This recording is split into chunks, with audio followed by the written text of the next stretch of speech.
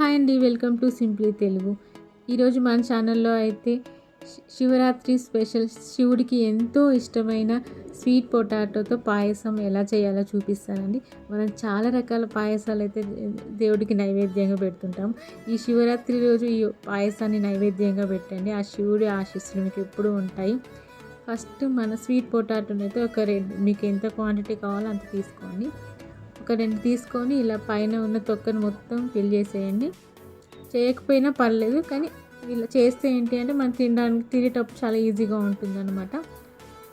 వీటన్నిటిని ఇలా తురుముకోవాలి. ఇలా తురిమి పెట్టుకోండి. ఈ సైజులో ఉండాలి, కొంచెం బిగ్ సైజులోనే ఉండాలి. ఇలా రెండింటిని ఇలా మంచిగా తురుముకొని పెట్టుకోండి. ఎక్కువసేపు ఉంటే ఏంటంటే బ్లాక్ అయిపోతాయి అన్నమాట. మనం ప్రిపేర్ చేసుకునే ముందే వీటిని ఇలా చిన్న చిన్న పీసెస్గా చేసుకొని పెట్టుకోవాలి. ఇప్పుడు ఒక ప్యాన్ తీసుకొని అందులోకి నెయ్యిని యాడ్ చేసుకోవాలి. ఈ నెయ్యి కొంచెం కరిగిన తర్వాత మనం బాదం, జీడిపప్పు అవన్నీ వేసుకొని కొంచెం నెయ్యిలో ఫ్రై చేసుకోవాలి. ఇవి మంచి గోల్డెన్ బ్రౌన్ కలర్లో వచ్చేంతవరకు ఫ్రై చేసుకోవాలి. ఇలా మంచి కలర్ వచ్చిన తర్వాత తీసి పక్కన పెట్టేసుకుందాము.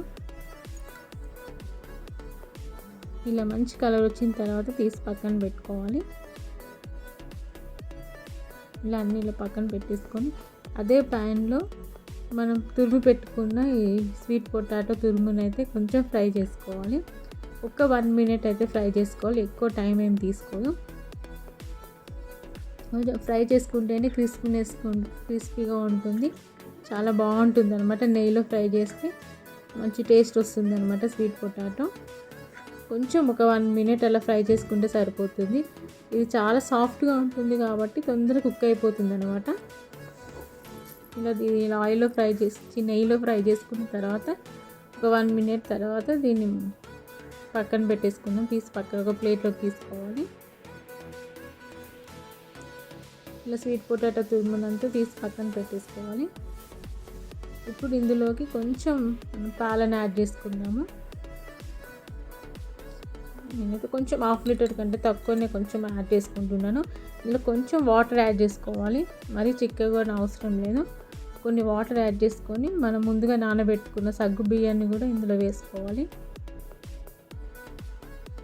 ఇది ఎక్కువ మరిగించాల్సిన అవసరం ఏం లేదు. ఒక 1 మినిట్ అలా కొంచెం ఈ సగ్గు బియ్యం కొంచెం ఉడికిన తర్వాత అప్పుడు మనం తురిమి పెట్టుకున్న ఈ స్వీట్ పొటాటోని కూడా అందులో వేసుకోవాలి. ఈ స్వీట్ పొటాటో చాలా తొందరగా కుక్ అయిపోతుంది అన్నమాట.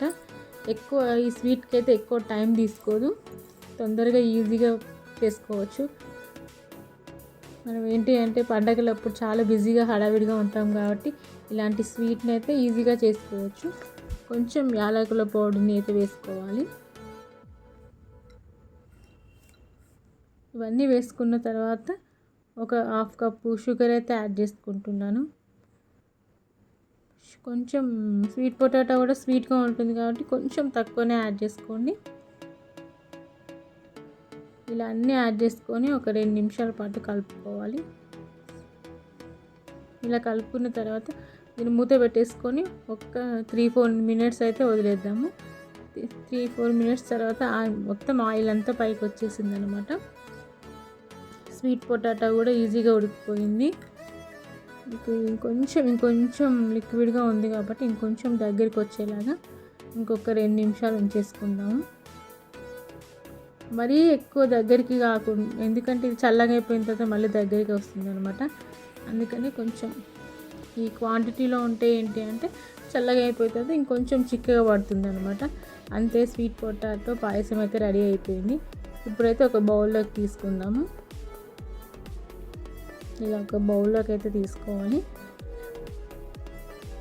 చాలా ఈజీగా చేసుకోవచ్చు అనమాట. మన పండగలప్పుడు హడావిడి పడకుండా ఇలాంటి రెసిపీని అయితే చాలా ఈజీగా చేసుకోవచ్చు. అందులో శివరాత్రి రోజు శివుడికి మనం ఎప్పుడు నైవేద్యంగా పెట్టి ఈ స్వీట్ పొటాటోని ఇలా ఒక్కసారి ట్రై చేసి చూడండి.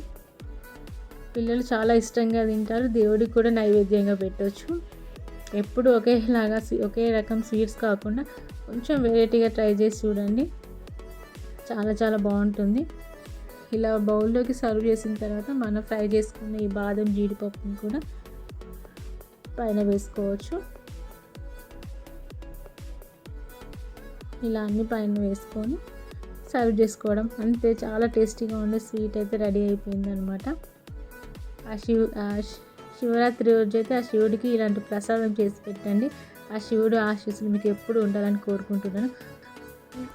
కొత్తగా నా ఛానల్ చూసుకునే వాళ్ళు ప్లీజ్ సబ్స్క్రైబ్ చేసుకోండి నా ఛానల్ని. ఇలా మంచి మంచి రెసిపీస్తో మీ ముందుకు వస్తాను. Please subscribe.